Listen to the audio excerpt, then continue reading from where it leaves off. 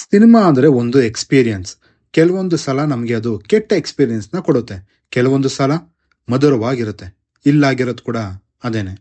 ನೀವಿನ್ನೂ ನನ್ನ ಚಾನೆಲ್ಗೆ ಸಬ್ಸ್ಕ್ರೈಬ್ ಮಾಡ್ಕೊಂಡಿಲ್ಲ ಅಂತಂದ್ರೆ ಈಗಲೇ ಸಬ್ಸ್ಕ್ರೈಬ್ ಮಾಡಿ ಮತ್ತು ನನ್ನ ಹೊಸ ಪ್ರಯತ್ನಗಳಿಗೆ ಸಪೋರ್ಟ್ ಮಾಡಿ ಅಂತ ಕೇಳ್ಕೊತೀನಿ. ಇಂಟ್ರೋ ಮುಗೀತು, ಸಿನಿಮಾ ಒಳಗೆ ಹೋಗೋಣವಾ?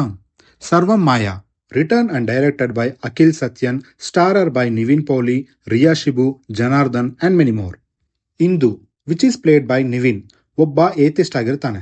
ಅಂದ್ರೆ ದೇವರ ಮೇಲೆ ನಂಬಿಕೆನೇ ಇಲ್ದೇ ಇರುವಂತ ವ್ಯಕ್ತಿ. ಗಿಟಾರಿಸ್ಟ್ ಆಗ್ಬೇಕು ಅನ್ನೋದು ಅವನ ಕನಸು. ಆದ್ರೆ ಅದೃಷ್ಟ ಅವನ ಜೊತೆ ಇರೋದಿಲ್ಲ. ಇನ್ನು ಇವನು ಏತಿಸ್ಟ್ ಆದ್ರೂ ಇವನ ಕುಟುಂಬ ಪೌರೋಹಿತ್ಯ ಮಾಡುವಂತ ಕುಟುಂಬ. ಇವನ ತಂದೆ ಅಣ್ಣ ಎಲ್ಲರೂ ಪೌರೋಹಿತ್ಯ ಮಾಡ್ತಾ ಇರ್ತಾರೆ. ಒಂದು ದಿನ ಇವನಿಗೂ ಪೌರೋಹಿತ್ಯ ಮಾಡುವಂತ ಪರಿಸ್ಥಿತಿ ಬರುತ್ತೆ. ಇವನು ಮಾಡುವಂತ ಒಂದು ಪೂಜೆಯಿಂದ ಇಂದು ಸಮಸ್ಯೆಗೆ ಸಿಗಾಕೋತಾನೆ. ಆ ಸಮಸ್ಯೆ ಏನು, ಕಡೆಗೂ ಈ ಸಮಸ್ಯೆಯಿಂದ ಇಂದು ಹೊರಗೆ ಬಂದ್ನ ಇಲ್ವಾ ಅನ್ನೋದನ್ನ ನೀವು ಸಿನಿಮಾ ನೋಡಿನೇ ತಿಳ್ಕೋಬೇಕು. ಮೊದಲಿಗೆ ಇಲ್ಲಿನ ಪಾಸಿಟಿವ್ ವಿಷಯಗಳಿಗೆ ಬರೋದಾದ್ರೆ ಅದು ಇಲ್ಲಿನ ಸ್ಟೋರಿ ಅಂಡ್ ಡೈರೆಕ್ಷನ್. ಒಂದು ಸಿಂಪಲ್ ಸ್ಟೋರಿನ ಹ್ಯೂಮರ್ ಮಿಕ್ಸ್ ಮಾಡಿ ಕೆಲವೊಂದು ಎಮೋಷನಲ್ ಟಚ್ನ ಕೊಟ್ಟು ಮಾಡಿರೋದು ನನಗೆ ಇಷ್ಟ ಆಯ್ತು. ಇಂದು ಮತ್ತು ಡೆಲುಲು ಆಕ್ಚುಲಿ ಇವ್ರ ಸುತ್ತಾನೆ ಇಡೀ ಸಿನಿಮಾ ಪ್ಲೇಸ್ ಆಗಿರೋದು.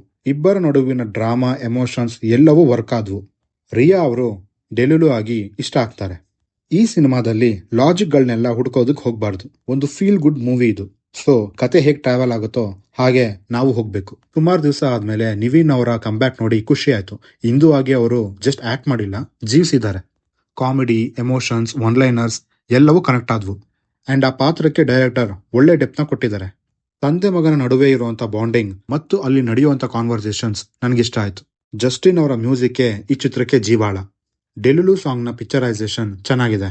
ಇನ್ನು ನೆಗೆಟಿವ್ ವಿಷಯಕ್ಕೆ ಬರೋದಾದ್ರೆ ನೆಗೆಟಿವ್ ಅಂತ ಹೇಳೋದಕ್ಕೆ ಹೋಗೋದಿಲ್ಲ, ಬಟ್ ಬೆಟರ್ ಆಗ್ಬೋದಾಗಿತ್ತು ಅಂತ ಹೇಳ್ತೀನಿ. ಪ್ರೀತಿ ಮುಕುಂದನ್ ಅವರ ಕ್ಯಾರೆಕ್ಟರ್ಗೆ ಡೆಪ್ತ್ ಸಿಗ್ಬೇಕಾಗಿತ್ತು ಮತ್ತು ಆ ಪಾತ್ರಕ್ಕೊಂದು ಕನ್ಕ್ಲೂಷನ್ ಸಿಗ್ಬೇಕಾಗಿತ್ತು ಅಂತ ಹೇಳ್ತೀನಿ. ಇವಿಷ್ಟನ್ನ ಬಿಟ್ರೆ ನನಗೆ ಚಿತ್ರದಲ್ಲಿ ಯಾವುದೇ ರೀತಿಯಾದ ಸಮಸ್ಯೆ ಕೂಡ ಆಗ್ಲಿಲ್ಲ. ಓವರ್ ಆಲ್ ಆಗಿ ಹೇಳ್ಬೇಕು ಅಂತಂದ್ರೆ ಸಿನಿಮಾ ನನಗೆ ಕಂಪ್ಲೀಟ್ಲಿ ವರ್ಕ್ ಆಯ್ತು ಅಂಡ್ ತುಂಬಾನೇ ಇಷ್ಟ ಆಯ್ತು ಕೂಡ. ನೀವೇನಾದ್ರೂ ಈ ಚಿತ್ರನ ನೋಡಿದ್ರೆ ಹೇಗನ್ನಿಸ್ತು ಅಂತ ಕೆಳಗಡೆ ಕಮೆಂಟ್ ಮಾಡಿ ತಿಳಿಸಿ. ನೋಡಿಲ್ಲ ಅಂತಂದ್ರೆ ಜಿಯೋ ಹಾಟ್ಸ್ಟಾರ್ ನಲ್ಲಿ ಕನ್ನಡ ಭಾಷೆಯಲ್ಲಿ ಅವೈಲೇಬಲ್ ಆಗಿದೆ, ಹೋಗಿ ನೋಡಿ, ವರ್ತ್ ವಾಚ್ ಅಂತ ಹೇಳ್ತೀನಿ. ಇನ್ನು ವಿಡಿಯೋನ ಮುಗಿಸುವಂತ ಸಮಯ ಆಯ್ತು. ಮುಂದಿನ ವಿಡಿಯೋದಲ್ಲಿ ಸಿಗೋಣ ಅಂತ ಹೇಳ್ತಾ ನಾನಿನ್ನು ಹೋಗ್ಬಿಟ್ಟು ಬರ್ತೀನಿ.